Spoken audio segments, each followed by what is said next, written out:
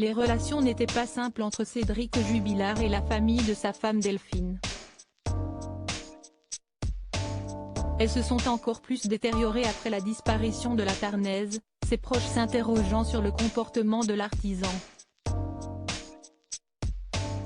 Cette fois, si est une connaissance du peintre plaquiste qui sort du silence et son discours ne va pas en la faveur de ce suspect numéro 1. Depuis 1 an et demi, les enquêteurs sont toujours à la recherche du corps de Delphine Jubilard, infirmière du Tarn et mère de 2 enfants, qui a mystérieusement disparu dans la nuit du 15 au 16 décembre 2020.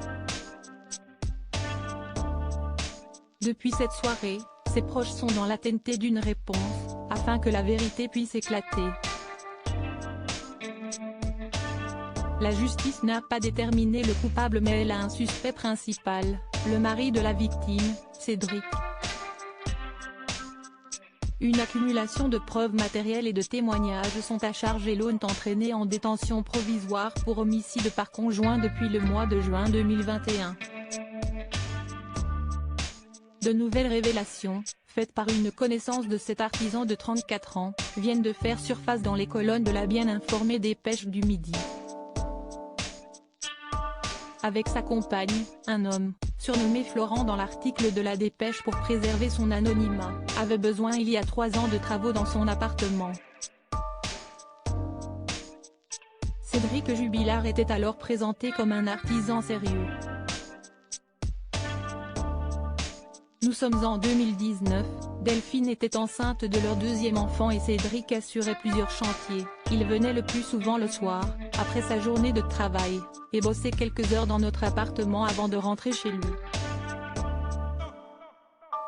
Un portrait qui n'a rien de compromettant, mais leur conversation quelques années après, lorsque Florent le croise après la disparition de sa femme en 2021, ne présente plus le même homme.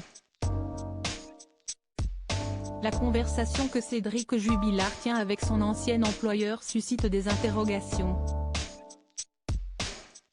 Je lui ai demandé s'il tenait le coup, il m'a répondu que ça allait mais que sa belle famille était sur son dos, explique Florent au quotidien.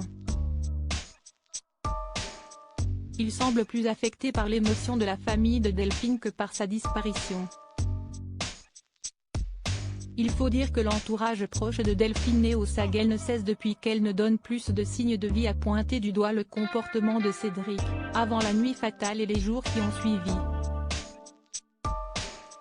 Si la jeune femme n'avait plus de parents, elle était très proche de son oncle, sa tante et de sa cousine Lolita, aujourd'hui très impliquée dans les fouilles. Le comportement impulsif voire agressif du peintre plaquiste est mis en lumière, tandis que nombreuses sont les amies de l'infirmière à décrire son mari comme un homme qui lui faisait vivre une vie qu'elle subissait. Elle comptait d'ailleurs divorcer et avait prévu de s'installer avec son amant.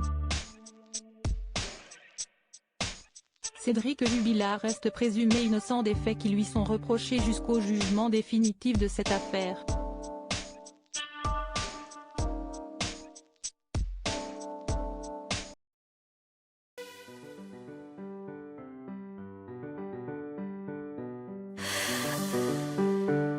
나